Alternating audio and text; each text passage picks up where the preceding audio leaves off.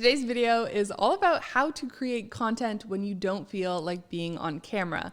Because let's be honest, there are a lot of days when you don't feel like getting on camera and presenting like this. So I have 6 different suggestions for you that are going to help you create content even without you on camera. If you are new here, hi, I'm Louise. Here on this channel, I talk all about online business, and creating content online is a huge part of that. So that is why I am doing this series. So if you'd like to catch all of those videos, make sure that you hit subscribe down below. So the first one is just to create content that is off camera. So for example, I created this piece of content which just required a journal and my hand. So how can you get creative and think of an object that you could film and create content that way? This is particularly great for Instagram stories and Instagram reels, where content like this can do just as well.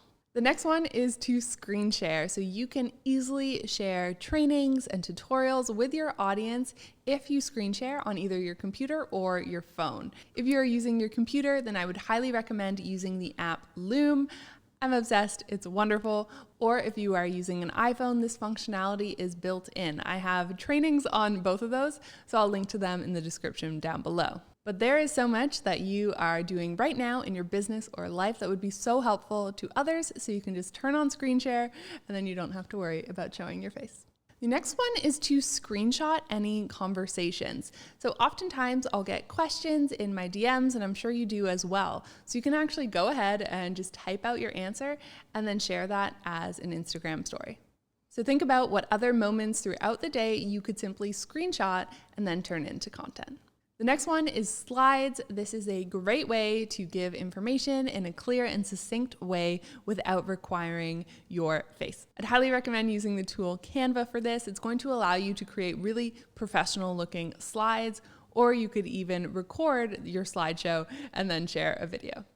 Actually, speaking of Canva, this leads me to the next one, which is animating graphics and sharing this. So for example, I created this one here, which allowed me to hype up the doors opening for one of my online programs. And finally, this last one is more of a life hack, and that is repurposing content. So I will often scroll through my camera roll, see what's there, and simply repurpose it again. I think so often we put pressure on ourselves that it has to be, in the moment content, it has to be what we took that day. Nope, you can repurpose content, photos, videos that you have taken before and maybe not shared, or maybe you have, but people's memories aren't that great and you can go ahead and share it again.